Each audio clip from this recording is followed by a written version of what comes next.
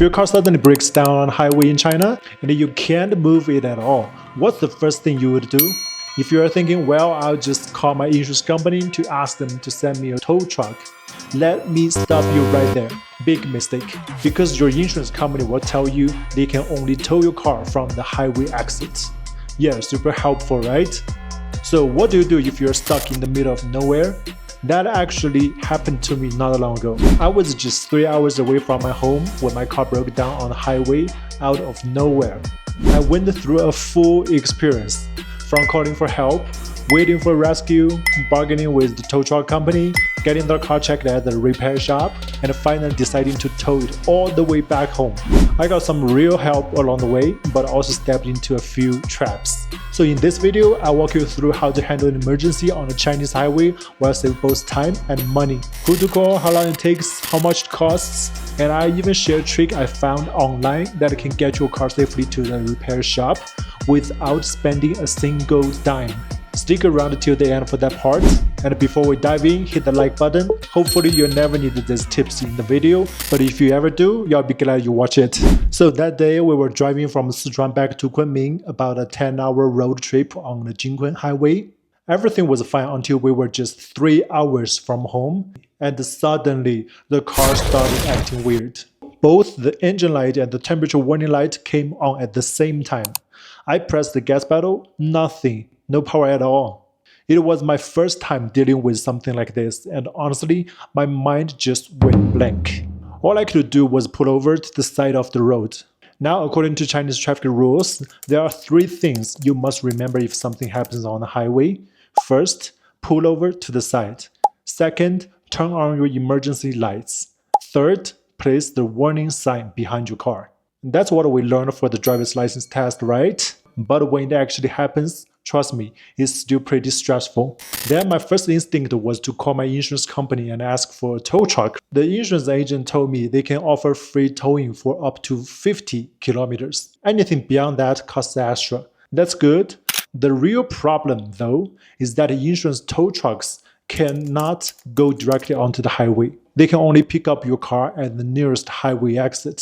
So they told me to call 12122, which is the Chinese Highway Police hotline. I called that number, told them what happened and where I was, and they said they contacted a local towing company for me. Within about 5 minutes, a police car showed up. The officers checked the situation, made sure my car was parked safely with the lights on and the warning signs set up, and then they told me to wait outside the guardrail for safety. A few minutes later, another police car arrived. This one came just to set up extra safety cones around my car. I guess they see my vehicle on the highway surveillance cameras and came to check it out. That's why they were so fast. Not long after, I got a call from the towing company. They said that they were based in Panzhihua, which is a city I had already passed. So it would take them about an hour to reach me. After hearing my situation, they suggested towing the car back to the Panzhihua for repair and quoted me nearly 2,000 RMB. At that point, I didn't really have a better option, so I agreed and told them to send a truck.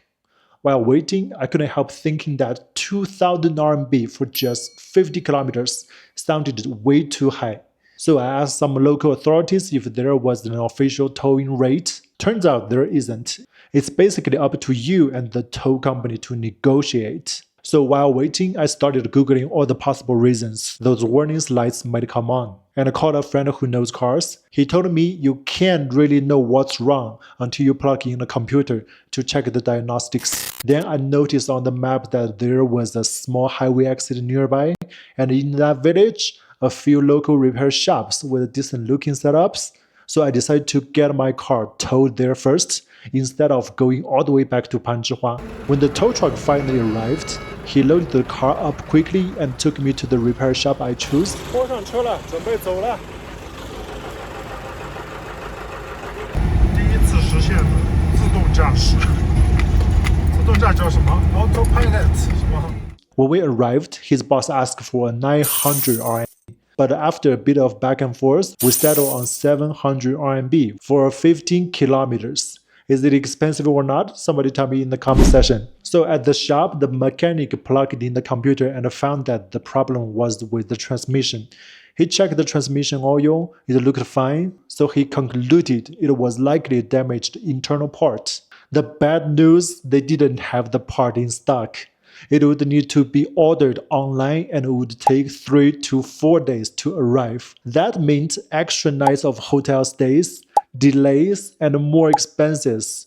Too costly for me. So I decided to have the car towed all the way back to Kunming instead. I called my insurance company again for a quote. They said it would cost around 4,000 RMB for 200 kilometers. And since it was already rush hour, their tow truck wouldn't reach me for another 2 hours. Out of curiosity, I asked the repair shop owner if he could tow it. Turns out he had his own tow truck ready to go. He quoted a little over 3,000 RMB and could leave immediately. Then he came up with an even smarter plan. He would tow me to a spot 50 kilometers from Kunming, and then my free insurance tow truck could take over from there. That way, both of us would save time and money, and the total cost dropped to around 1,600 RMB.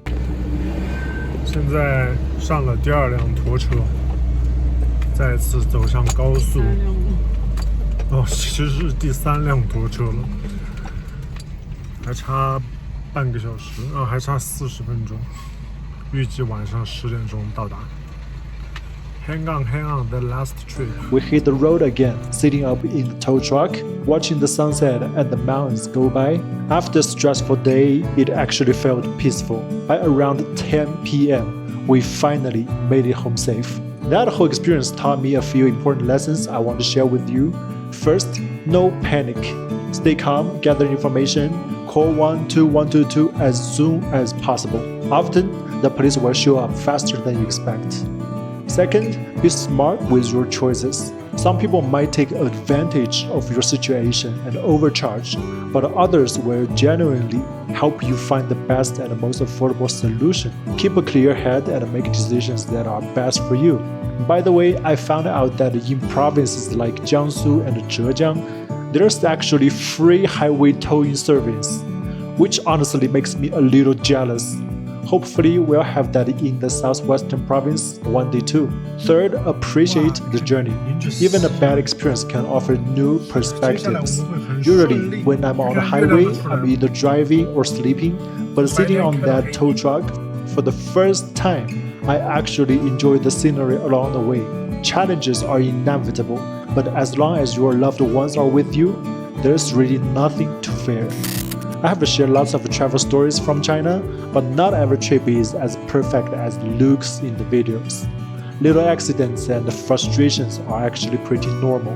If you are planning to take a road trip in China, I hope these steps and lessons help you stay calm if anything unexpected happens. If you found this video helpful, don't forget to like and subscribe.